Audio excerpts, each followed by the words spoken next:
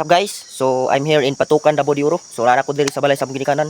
So medyo okay ako kay diri naman to napagod sa karsada pagka-disgrasya nako. So na okay na kay nahilot naman. Kay gamay ra pod ang sakit di kay tanto dako kayo ang damage ba. So mao ra tong balay nito motor. So mao na mong balay.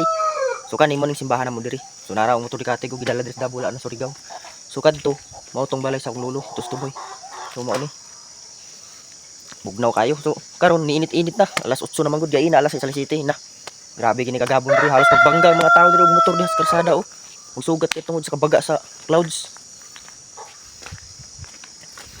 So mao ni diri ang among lugar. So mao na diha na manok na mo diha daghan. So mao ni ang view sa among sulod sa among balay. Kalat pero daghan mo may mga kuan. Bisita ni anhi ba? Ano yung abuhan namo diri? Oh. Ano among balay diri sa Davao. So, mao to ang sa gawas. To simbahan sa likod. Ako ra i-flex kay ang iyong hibalan didto ra man sa Surigao. Among balay. So na po may balay diri sa Davao. Kung bisita ka nimo diri, welcome mo diri mo anhi mga idol.